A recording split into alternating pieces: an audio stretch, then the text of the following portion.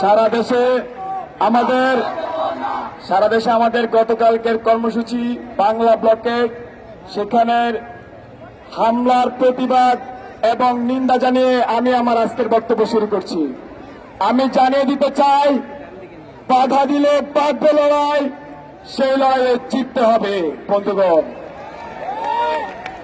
আমরা দেখেছি গতকাল আমাদের শান্তিপূর্ণ আন্দোলনে বাংলা ব্লকেডে সারা দেশের বিভিন্ন জায়গায় পুলিশ শিক্ষার্থীদের উপর হামলা করেছে। আমরা দেখি কুমিল্লায় আমার ভাইয়ের রক্তাক্ত হয়েছে,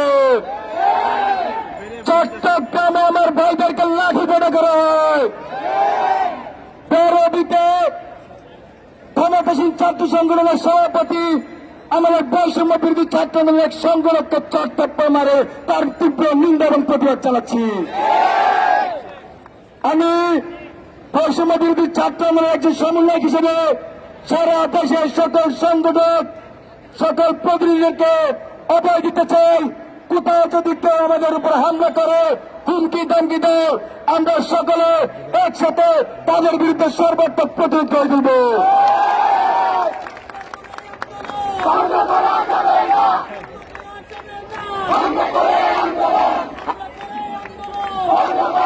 খুবই দুঃখের বিষয় বন্ধুগণ, খুবই দুঃখের বিষয়।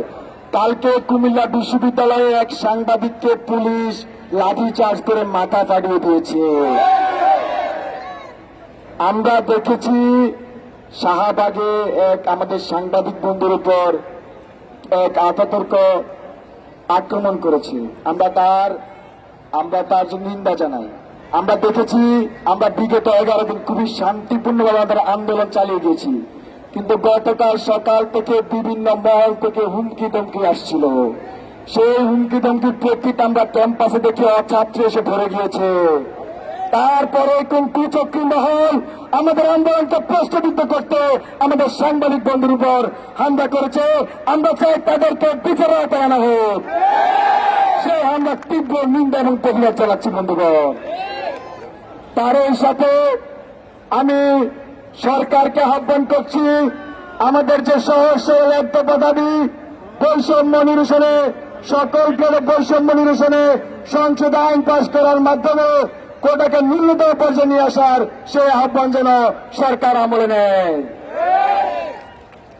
এরই সাথে আমাদের পরবর্তী কর্মসূচি আমি এখন উপস্থাপন করব।